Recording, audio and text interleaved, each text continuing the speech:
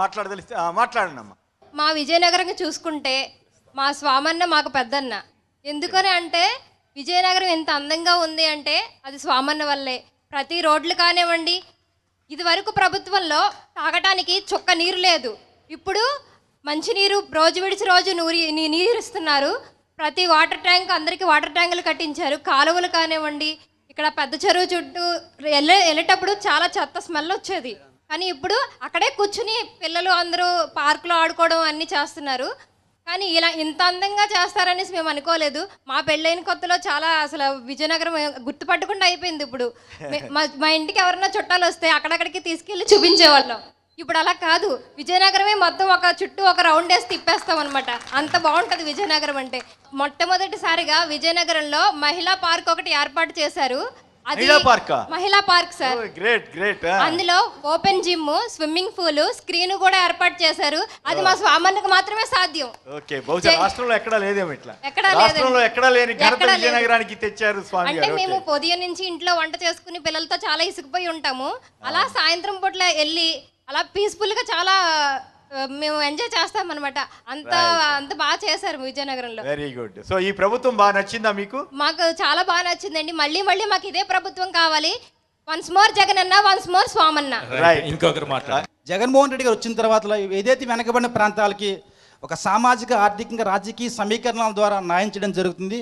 మరి ముఖ్యంగా ఆయన తీసుకున్న విధానాలు ఇప్పుడు వికేంద్రీకరణ రూపంలో గతంలో అంబేద్కర్ ఒక మాట చెప్తారు, ఒక బుక్ ఉంటుంది ఏంటంటే ద థియరీస్ ఆఫ్ లాంగ్విస్టిక్స్, అంటే భాషా ప్రయుక్త రాష్ట్రాలు అనేవి ఎలా అభివృద్ధి చెందుతుంది. ఎందుకంటే గతంలో ఆయన 1950 ప్రాంతంలోనే ఢిల్లీ ఒక రాజధాని ఉంటే ముంబై ఇంకా రెండు రాజధాని ఉండడం వల్ల అధికార వికేంద్రీకరణ జరుగుతుంది చెప్పడం జరిగింది.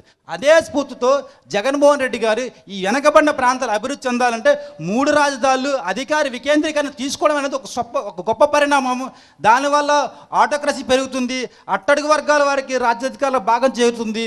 జగన్మోహన్ రెడ్డి గారు ఏ నిర్ణయం తీసుకున్నా సరే అది ఎస్సీ, ఎస్టీ, బీసీ, మైనార్టీలు కూడా ఎవరు న్యాయం జరుగుతుంది. మరి ముఖ్యంగా దేశంలో ఎక్కడా కూడా విద్యా హక్కు చట్టం అమలు కాకపోతే గత ప్రభుత్వంలో చంద్రబాబు నాయుడు గారు 2014-2019 వరకు, కేంద్ర ప్రభుత్వం 2009లో విద్యా హక్కు చట్టం తీసుకొస్తే అది తొంగలో తొక్కితే ఇవాళ జగన్మోహన్ రెడ్డి గారు జీవో నెంబర్ 24 ద్వారా ఈ రాష్ట్రంలో ఉన్న SC, ST, BC, OBC, minority పిల్లలకు 25% కార్పొరేట్ స్కూల్లో కూడా ఉచిత అందించిన ఘనత జగన్మోహన్ రెడ్డి చెందింది.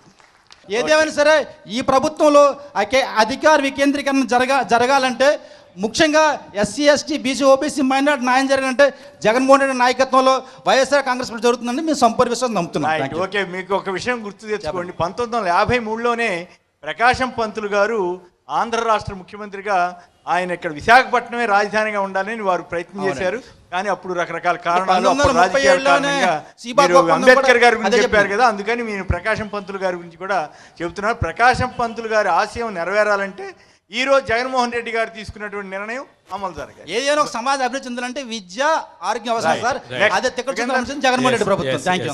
ఈ రోజు ఈ మంచి సందర్భంలో జగన్మోహన్ రెడ్డి గారు చెప్పిన ఒక్క పదం అయితే మేము విశ్వసిస్తాం.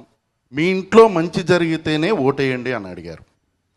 అంటే ఆయనకి తెలుసు ప్రతి ఇంటిలోని ఏదో ఒక మంచి వైఎస్ఆర్సీపీ ప్రభుత్వం వచ్చిన తర్వాత, జగన్మోహన్ రెడ్డి గారు వచ్చిన తర్వాత జరిగిందని. వాస్తవం అండి. మేము ప్రజల్లోకి వెళ్ళేటప్పుడు కూడా మాకు అదే అనిపిస్తూ ఉంది. సంక్షేమం ఇదివరకు జరిగిందంటే 1900 మనకి బిఫోర్ టీడీపీ గవర్నమెంట్లో కేవలం ఏదైతే కమిటీలు ఉన్నాయో వాళ్ళ కమిటీల వరకు, వాళ్ళు నిర్ణయించిన వాళ్ళ కార్యకర్తల వరకే సంక్షేమం జరిగేది. కమిటీలు అంటే అవును, జన్మభూమి కమిటీ. అదే ఈ ప్రభుత్వంలోకి వచ్చేటప్పటికి నాయకులుగానే ఆ ఇష్యూ లేదండి. ఇప్పుడు ప్రతి ఇంట్లోని ఎవరైతే నిజమైన లబ్ధిదారులు ఉన్నారో, నిజమైన వీళ్ళున్నారు, వాళ్ళందరికీ కూడా సంక్షేమం జరుగుతుంది.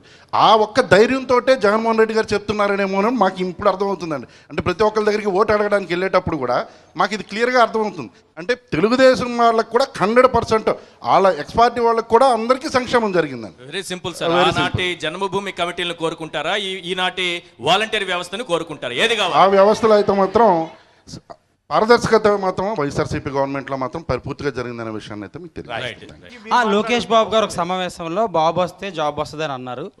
అయితే జగన్మోహన్ రెడ్డి గారి గవర్నమెంట్లో ఈ విషయానికి జాబ్ కాదు, సంపద సృష్టించేటటువంటి, పరిశ్రమలను సృష్టించేటటువంటి పరిస్థితికి ఈ ఆంధ్ర రాష్ట్ర విద్యార్థులు రావాలనే ఉద్దేశంతో విద్యా వ్యవస్థలో ఐబీ కరికులంని రేపు 2025 నుంచి స్టార్ట్ చేయబోతున్నారు సార్. ఇంటర్నేషనల్ లెవెల్లో ఎన్లైటింగ్ స్కిల్స్ కానీ ఇంటర్నేషనల్ ప్రోగ్రామ్కి సంబంధించినటువంటి డిఫరెంట్ సబ్జెక్ట్స్ని ఈరోజు ఆంధ్ర రాష్ట్రంలో బాగా ఖరీదైన విద్యని కామన్ స్కూల్స్కి ఇప్పించేటటువంటి గొప్ప శ్రీకారం చుట్టబోతున్నారు. అటువంటి పరిస్థితిని ఇది నిజంగా మనందరం గర్వించదగ్గాలి. రెండోది, according to ministry of commerce 2014 నుంచి 19కి 161 స్టార్టప్స్ ఆంధ్ర రాష్ట్రంలో ఉంటే 2019 నుంచి 2024 వరకు 586 స్టార్టప్స్ని ఈరోజు ఆంధ్ర రాష్ట్రంలో ఈరోజు విద్యార్థులు మొదలుపెట్టారంటే ఇది కేవలం జగన్మోహన్ రెడ్డి గారు ఇచ్చినటువంటి విద్యా అవకాశాలనే చెప్పుకోవాలి. ఈ అవకాశం ఇచ్చినందుకు థ్యాంక్ యూ. సొంత ఇంటి కళ నెరవేర్చిన ముఖ్యమంత్రి గారు ఎవరైనా ఉన్నారు అంటే మన జగన్మోహన్ రెడ్డి గారే. ఏ ఊరికి ఎక్కడికి వెళ్ళినా సరే నిరుపేదలకు ఇల్లు లేకుండా ఉండాలి అనే మంచి సదుద్దేశంతో ఈరోజు ఇల్లు ఇవ్వడం జరిగింది. అందులో నేను మొన్న గుంకలాం వెళ్ళి చూశాను, మాకు కూడా ఇంటి స్థలం ఇచ్చారు. స్వామి అన్నయ్య అక్కడ 12,000 ఇళ్ల పట్టాలు ఇవ్వడం జరిగింది. అంతేకాదు జమ్మూలో కూడా ఇచ్చారు. అయితే అవి ఇల్లు కాదు, ఊర్లే. జగనన్న చెప్పారు ఇల్లు కాదు ఊర్లే కట్టిస్తానంటే అది ఒక అసలు మీరు వెళ్ళి చూసారంటే నిజంగా చాలా అభివృద్ధి చెందింది. అక్కడ ఇంకా అన్నీ వస్తాయి, హాస్పిటల్స్ కానీ. మొన్ననే కదమ్మా లోకేష్ అన్నారు ఎక్కడ ఒక్క ఇల్లు కట్టలేదు నాకు చూపిస్తారా, ఎక్కడన్నా కాలనీలు ఉంటాయి, తీసుకెళ్లాల్సిందండి. వాళ్ళకైతే కళ్ళు లేవనే చెప్పాలి. నిజంగా కళ్ళు ఉన్న వాళ్ళకైతే అది అభివృద్ధి చెందింది. అలా వస్తూ ఉంటే మెడికల్ కాలేజీ కూడా చూశాను, నేను ఫేస్బుక్ లో లైవ్ కూడా ఇచ్చాను. చూడని వాళ్ళ కోసం చూపించాలి అని నేను సోషల్ మీడియాలో ప్రతిరోజు అభివృద్ధిని చూపిస్తూనే ఉంటాను. ఇదంతా మా స్వామి అన్నయ్య వల్ల, మా జగన్ కాదమ్మా, దీన్ని సంపద కింద చూడాలి. విద్య అన్నది ఒక సంపద, ఆరోగ్యాన్ని బాగు చేయటం ఒక సంపద. దానివల్ల ఏమవుతుంది, మనకు బోల్డ్ సేవ్ అవుతుంది. అలాగే ఇళ్ల స్థలాలకి వాల్యూ రాష్ట్ర వ్యాప్తంగా తీసుకుంటే విలేజ్ కానీ సిటీ కానీ యావరేజ్న 5 నుంచి 10 లక్షల రూపాయల ఆస్తిని జగన్మోహన్ రెడ్డి గారి ప్రభుత్వం ఇచ్చింది. అది సంపద అంటే మహిళల పేరు మీదుగా రిజిస్ట్రేషన్ చేస్తుంది. మహిళా సాధికారత ప్రభుత్వం ఏదైనా ఉంది అంటే మన వైఎస్ఆర్సీపీ ప్రభుత్వం మాత్రమే గర్వంగా చెప్పుకుంటున్నాను. ఈ సందర్భంగా జగనన్నకి స్వామి అన్నకి కృతజ్ఞతలు తెలియజేసుకుంటున్నాను. Okay, thank you.